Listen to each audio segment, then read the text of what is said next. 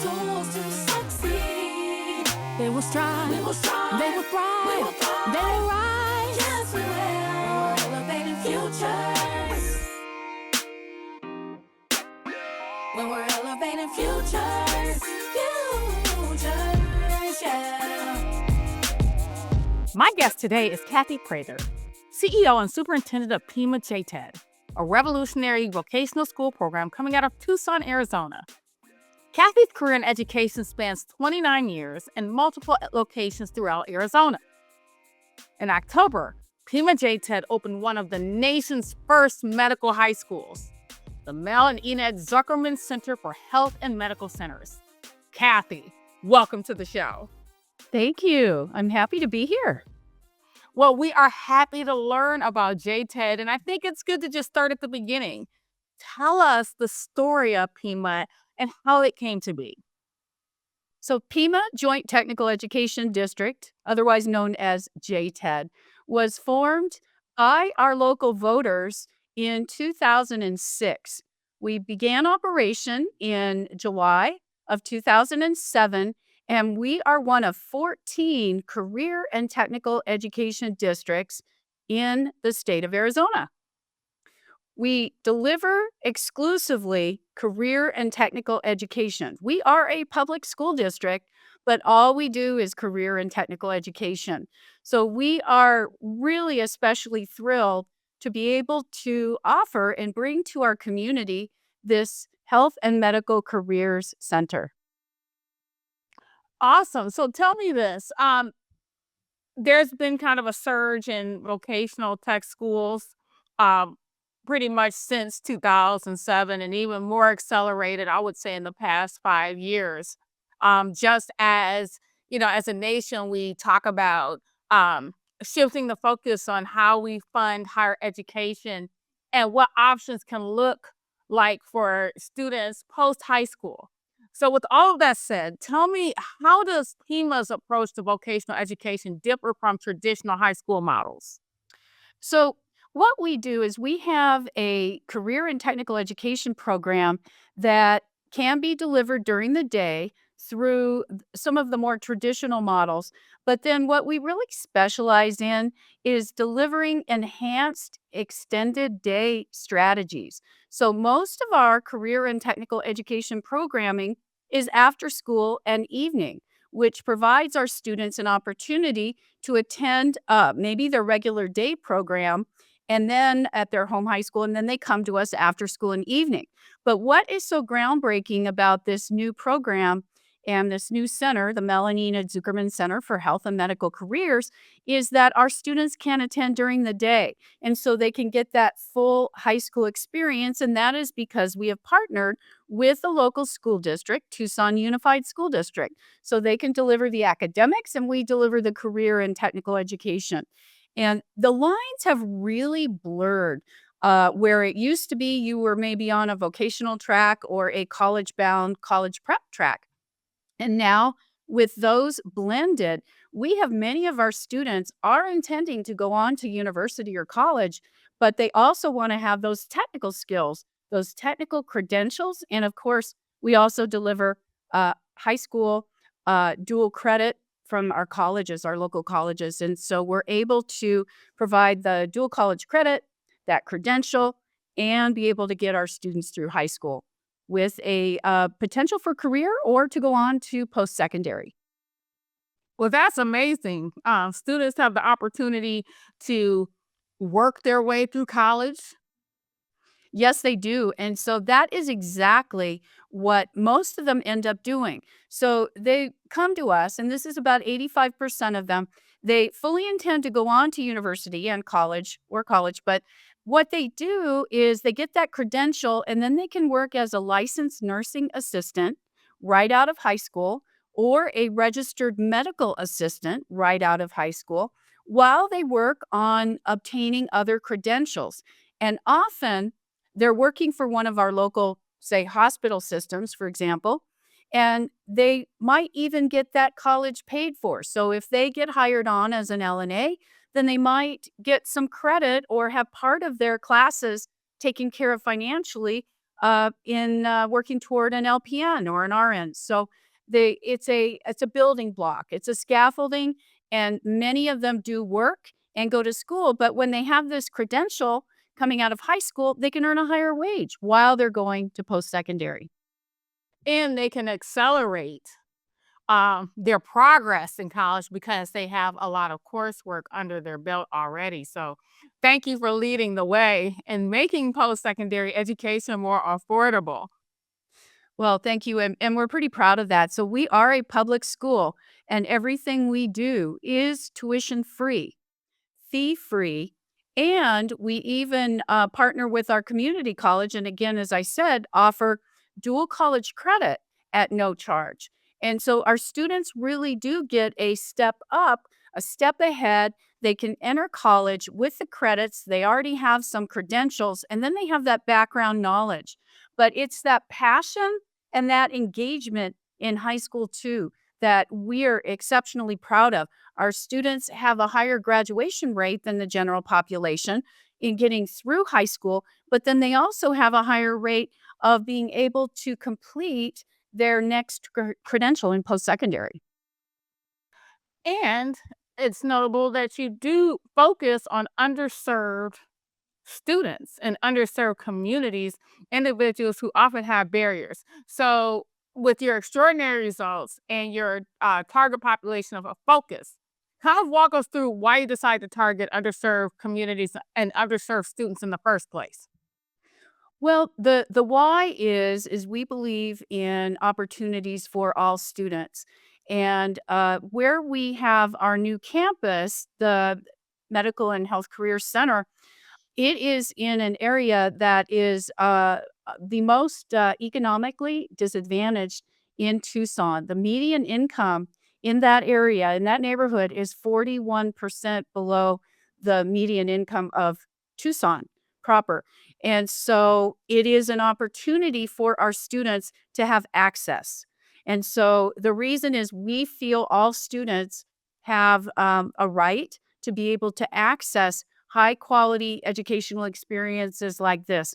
So the location of this school is very strategic in where it is placed in the neighborhoods. And what we are seeing within a 7 or 8 mile radius, most of our students are coming from those areas. And then, of course, we're open to all students. And so we do pull from maybe 20, 25 minutes, 30 minutes away. Students will commute to be able to attend this school for the opportunities. But where it is closest and has the most accessibility are to those most in need. And that was very purposeful in our planning. Well, I can tell from your attentiveness and your passion that there is likely a whole child approach undergirding the work that you're doing. So tell us about how you respond to social and emotional needs of your students. Oh, that is huge. And we are seeing an increase in the needs of our students in all of our local public schools in those areas. And so it is something that we are very intentional about. So we have opportunities for our students and things that we call circles where they get in small groups with our counselors and talk through things. We have formalized plans for our counselors and our teachers to go through curriculums so that our students feel welcome, that they feel the ability to share out and to speak. And what came about because of the interest in these areas, we heard from students that they wanted possibly to explore a career in the area of behavioral health or social work. And so we actually started a new program last year for social work and behavioral health. And the students are finding, and that program is growing exponentially because they really are diving deep into those topics, and we have a number of students that are very interested in that. So it is something we have materials. We have clings that go on windows and doors that say "You belong here," and it's the color of the rainbow in shades of various colors, but also shades of tan and brown and so forth, and skin color. And we want every student to feel welcome because we do have a very diverse community. And it is really important that we are stressing to our students that you belong here, we welcome you, but we're also here for you. And so we find often that many of our students come to us with things that might be going on in their home or things that might be going on in their life.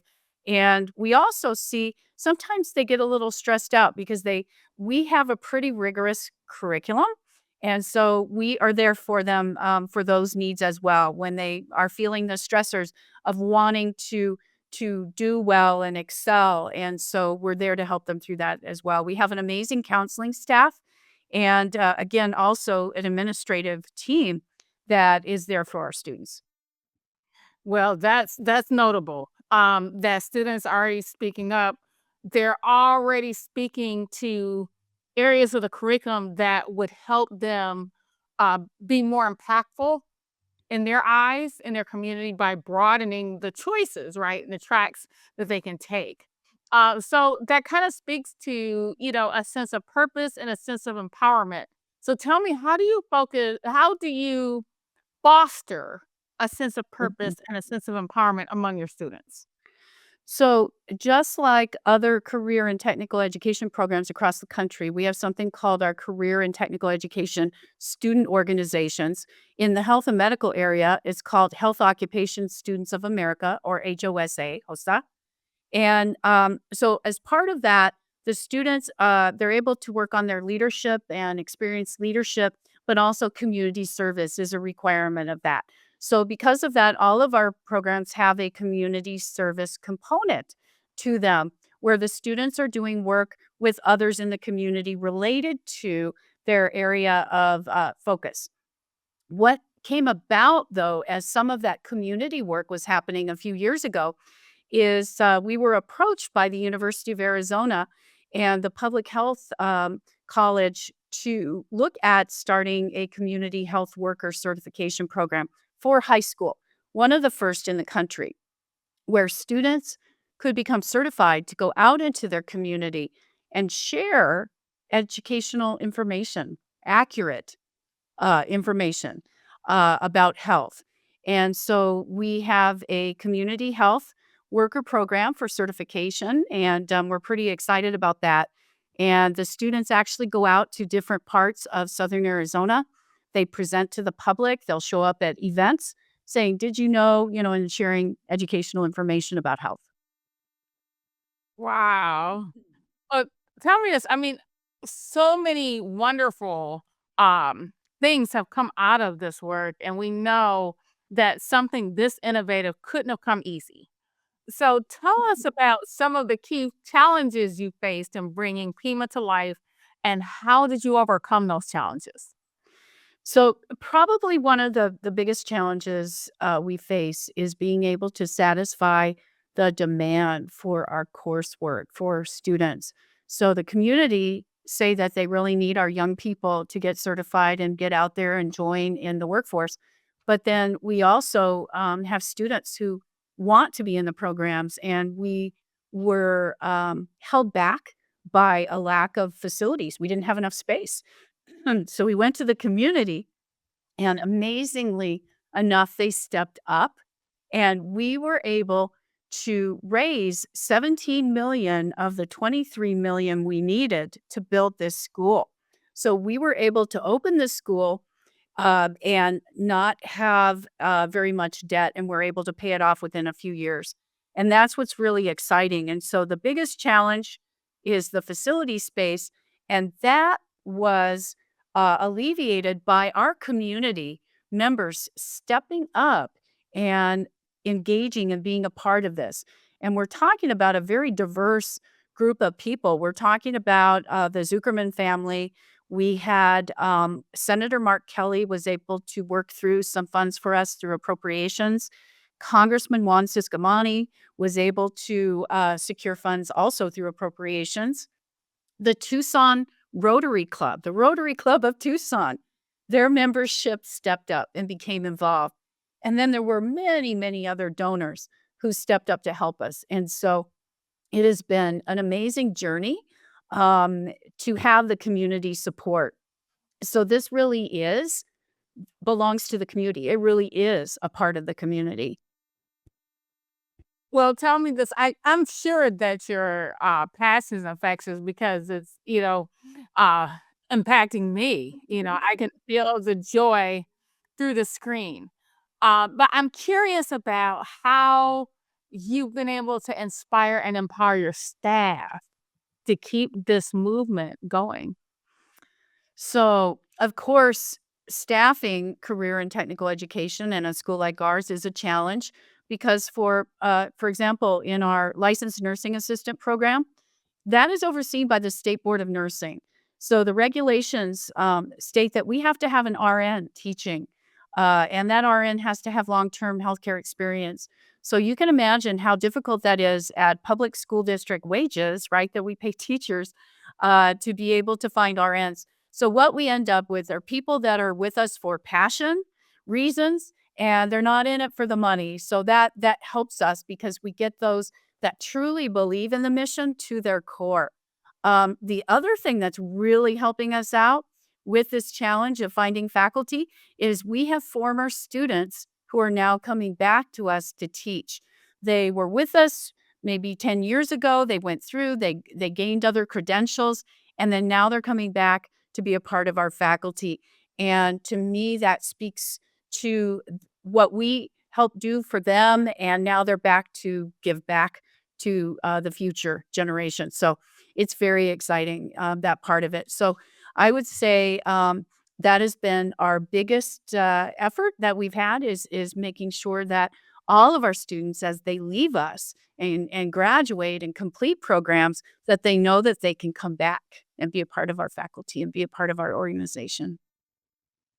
Well, I would say that that probably would be tops in terms of a success story, right? Oh, That the purpose and the power is such that not only do people benefit from it, but they return to continue to contribute to the learning of subsequent generations. So that is extremely laudable. it is quite exciting, and we as we go on in time, we start to see more and more of these faculty who are former students, and as our numbers grow, we really do need them to come back because as we grow, we need more faculty. So it's been phenomenal, and it truly is engaging to hear. And then when I'm out and about and with the public and various meetings and things, I hear more and more about. I'll meet somebody and they will have had a niece or a nephew or a son or a daughter, someone they knew that went through the program. And what we continually hear is how we change lives and the experience that many of the young people have with us, it helped them find direction. It helped them find purpose and guidance. And so when we share those stories out with the public and with our faculty, it helps reinforce why we're all here. So it really does speak to the purpose. And when you talk about a purpose driven life, that's a part of that life is your professional career. And that's why I feel we've had so much success because so many of our faculty and staff, they breathe this. This is their contribution to the future and they really embrace it. Building and maintaining a movement is reckoning with scaling. So tell me about your satellite work and the notable features and the challenges. So we have we have satellite programs throughout our 14 member districts. Our service area is 12,000 square miles. And so we have to ensure that those programs are of high quality. And then at the same time, we have our central campus programs like our new health and medical career school. And we want to make sure that that meets the high quality.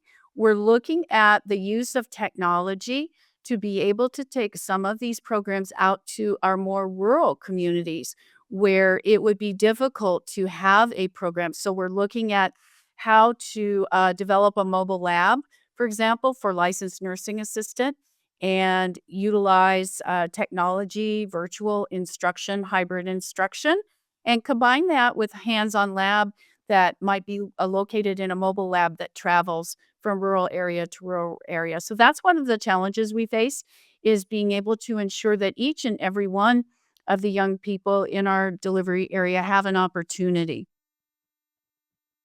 Well, it sounds like you've got a good handle on it. Those mobile, um, the mobile method really is helpful in terms of access in rural communities and even urban communities where transportation is a factor. And it helps reconcile the hybrid model so that there is some face to face interaction, but it doesn't have to cause a hardship for the students. That's absolutely correct, and again, also one of the reasons that we, built this most recent campus where we did is that it's near, the intersection of 2 major freeways. One that runs north-south, which goes all the way to the border of Mexico, and one that is east-west through the metro Tucson area, and so it really does help those even 15, 20 miles away to get to our campus quickly. Well, tell us about the Zuckerman Center for Health and Oh, Medical yes. Careers. You know, so tell us, what was the driving force behind taking this route? So the driving force was the need to increase the ability to educate students. We now have 1,000 students a week attending this campus. The driving force was we wanted a modern campus. We wanted modern facilities. We wanted state of the art facilities that would go along with the high quality of education that we deliver.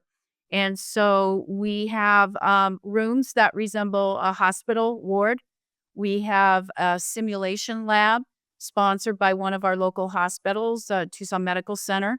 And in the simulation lab, we have a mid fidelity mannequin that is able to mimic a number of things that a patient would show. So, symptoms, and the nurses who program it can have it speak, have it complain of a bellyache or issues and things like that. So, it's state of the art equipment. And so the driving force was the community said, we need this.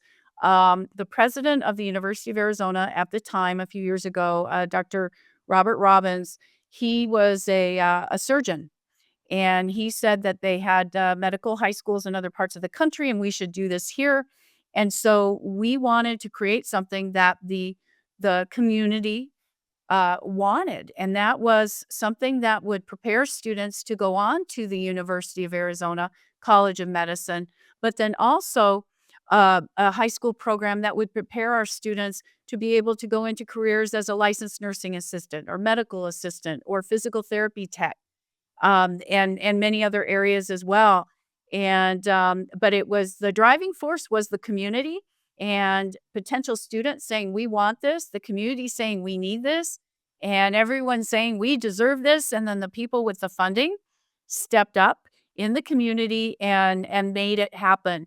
But it's through those community connections of the University of Arizona, the Zuckerman family about 30 years ago founded the Enid Zuckerman College of Public Health at the University of Arizona. And so this named school, high school, is really for that family the next step in reaching to the high school population. And now we're looking at doing even more in our middle school area. How can we engage our middle schoolers in thinking about the exciting careers that await them in their future, and getting them to experience exploring the various career areas? So we this was driven by the community, and it's a reflection of what the community wanted. So, speaking of community, walk me through how um, you bring all of your community stakeholders together. I mean, the business community, hospitals are looking for students who are ready to jump into those professions. However, there has to be conversation about what those needs are, and then also you need resources. So, kind of, how do you navigate all of these different stakeholders and players in a continuous chain of communication along to continuously build and refine and shape and plan and move forward? What does that look like? So we have advisory committees, and those are really the drivers of the various individual program areas that we have. So we have an advisory committee for each programmatic area, and then those committees meet. And then also, as superintendent and CEO, I have an advisory committee, which are a number of local CEOs, leads of organizations in the community, and they help guide where we go as well. And then, of course, we're a public school district, so we have a governing board. We have a 5-member board elected representing 5 of our areas, divided up into 5 sections. And they are very involved as well. And so the other piece that I have done is becoming involved with the Chamber of Commerce. We have the Tucson Metro Chamber of Commerce. We have a group that are involved in economic development, and that is called Sun Corridor. And I'm one of the board of directors of that organization as well. And so it's staying in tune with the community and where we are going as a community and making sure that we're at the table for that education. And that's something that's fairly new to Tucson, having public education at the table. When you have the leads of the community together, it used to be business on one side and education on the other, and now we're all together at the table. And that I think is huge, and I think that's one of the driving forces as well. That's amazing to hear that, as a community, the consensus is that education and business need to work together. So that's great to hear. You talked about a lot of advisory board meetings, a lot of work with the students, visioning, building, developing. How do you maintain work-life balance? Oh, my goodness. Um, it's all about perspective. So I am blessed that I have a granddaughter, and she lives nearby, and I'm able to spend time with her, and it energizes me because I am building for her future as well, right? For all the little people in our community, the little ones in preschool. I mean, we're building programs that they will hopefully and be able to enjoy and enter. So I'd say it's spending time with my granddaughter and family, being that work-life balance. It's busy, but the saying goes, if you are enjoying what you're doing, it doesn't feel like work. And so it's just making sure that I take care of myself and I spend time with family and especially my granddaughter, who just gives me that boost of energy. Yesterday, I was chasing her around a playground. She's 2.5 and can run very fast. I can imagine. I can imagine. Well, it's good that you have an outlet. And I'm assuming that the timing is deliberate. Sometimes as CEOs, we'll fit it in when we fit it in. And that's not always best. So I'm assuming that there are intentional plans and intentional scheduling to make sure that family doesn't become neglected or an afterthought. Yes. Yes. That's right. You have to plan. That's a big part of it is you have to plan to take care of yourself. You have to plan to for your staff to feel that energy and to appreciate each other, right? And that takes planning, saying we will have a recognition event, we will have these social events to gather as a faculty and break bread and share and maybe talk about something else besides our students. But, our teachers are so passionate, they always end up talking about the students also and planning new projects, new programs. We just can't help it, but it does take planning. So you talked about kind of, social events at the staff level and how sometimes as educators, we spend our time talking about our students because they're so excited about the growth that we've seen. So let's take a little moment to talk about your most rewarding moments as CEO and superintendent of Pima JTED. One moment that comes to mind was 2021, and it was our completion ceremony. And we had a crowd gathered of about 7,000 people, family members, friends, there to celebrate. At that time, I believe we had 700 program completers. And so these young people were there to celebrate their accomplishments, celebrate their graduation, their program completion in front of their friends and family. And one of the young people that was chosen to speak, a young lady, she shared that she didn't think she was going to make it through the program because it was during the pandemic and we were remote at that time, at that year during the pandemic. She was discouraged. She wasn't sure she could do it. It was very difficult for her to be able to learn the curriculum just via virtual. And then she had some teachers and counselors meet with her, and she was able to determine a path forward. And she made it through. She made it through successfully. And so at the end of her program time, she was selected as one of 3 student speakers at the ceremony, and, it was so emotional because it was about her and her story and her journey, but so many of us could relate to that. And the crowd, 7,000 people, most of which had tears just streaming down. We had made it. We had done this. We did this together. We completed, and we made it through. So that I think is one of, the top highlights that I have, recently. Another was, as you mentioned at the beginning, October 4th, we had the ribbon cutting for our new Enid Zuckerman Center for Health and Medical Careers, and, the celebration of this new school that the community put together, the community, made happen. And, we had the governor, we had, Congressman Siscomani. We had the Arizona Corporation Commissioners, specifically Leah Marquez Peterson. We had Mr. Jim Click, a local celebrity who has a number of car dealerships. He was there. We had parents, we had students, we had teachers, we had hundreds and hundreds of people came out to celebrate this event. And to hear from our students who spoke at the event, what this meant to them, to hear from our faculty, to hear from representatives of the University of Arizona about the partnership in making this happen. It all came together, and it was one of those moments where, wow, we did this and we did this together.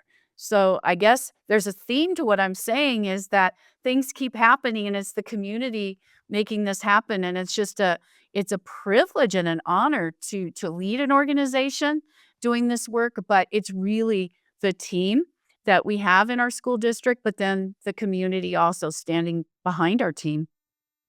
Absolutely. So tell us what lessons you've learned about effective leadership and change management since you've been doing this work. Lessons that you would share with other leaders trying to do the same kind of work.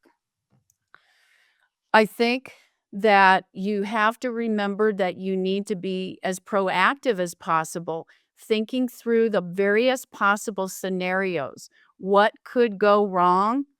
Because things will not go as you plan.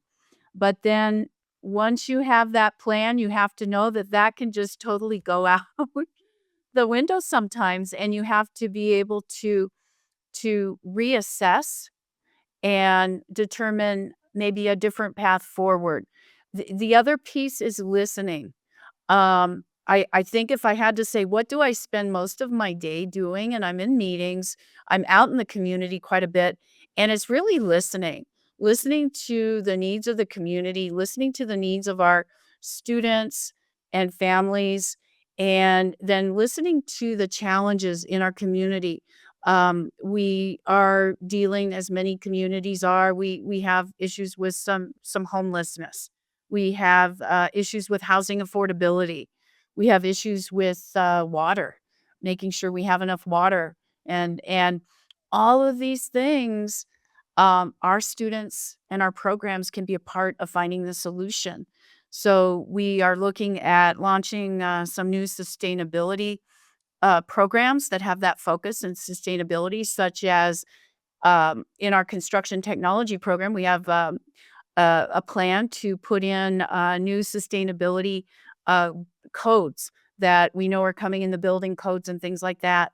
So we have to be able to change and look at what we're doing. We started out with an AI program last year that we wanted to embed artificial intelligence concepts into every single one of our programs, and it is definitely not easy, and it takes time. But again, it gets back to listening and being able to determine what is the readiness level of your faculty and staff in incorporating some of these things. And what we found is that some people are much more ready than others, but we don't want to go too fast, but we have to go fast enough to ensure that our students have the skills and knowledge so that by the time they get into high school, they understand how AI is appropriate in certain places and times and how to use it to their benefit in their career. So for all of us, it really is a journey. But when it gets down to change,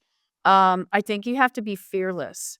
And what we have done in the public school space with Pima JTED is we have really gone outside the box, outside the norm.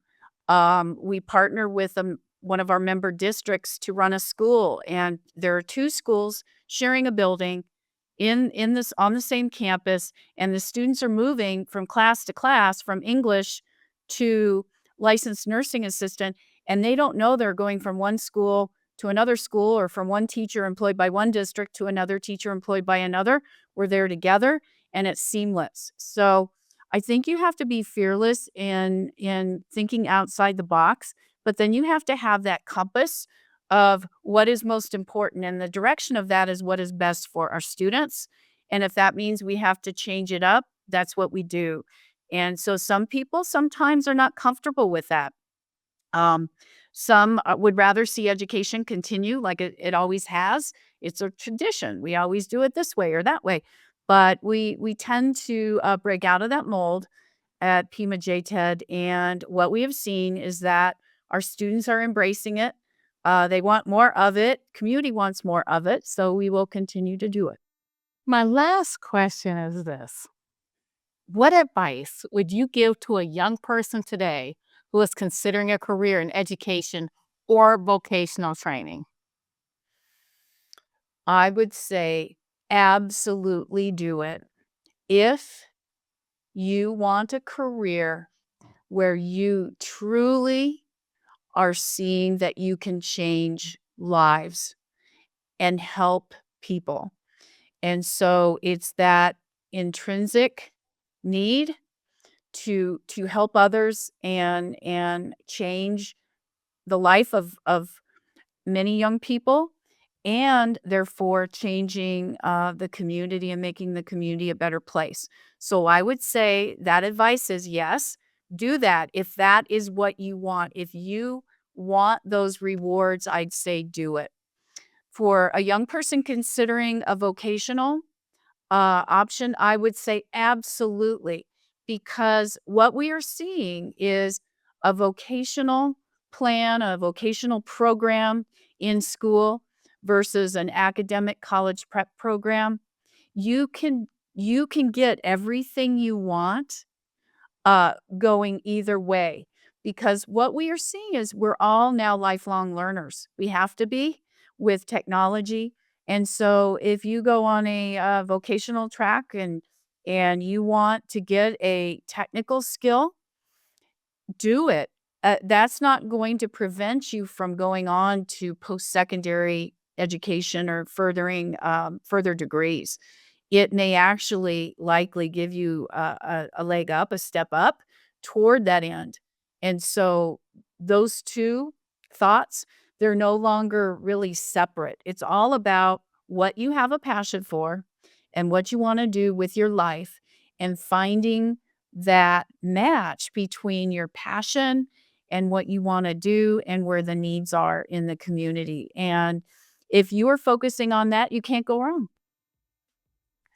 Kathy, thank you so much for such a holistic conversation about education and workforce development and leading people and building up a community groundswell of support and fundraising. Thank you for being the type of leader that can keep a lens on all of these things at the same time. Because I'm sure in this work, you've met a lot of people who only look at it through one lens, but being able to look at this issue through several lenses is laudable. So thank you for your contributions to the students and the families and the community of Tucson. And thank you so much for taking the time to share with us all the things that you are doing so well.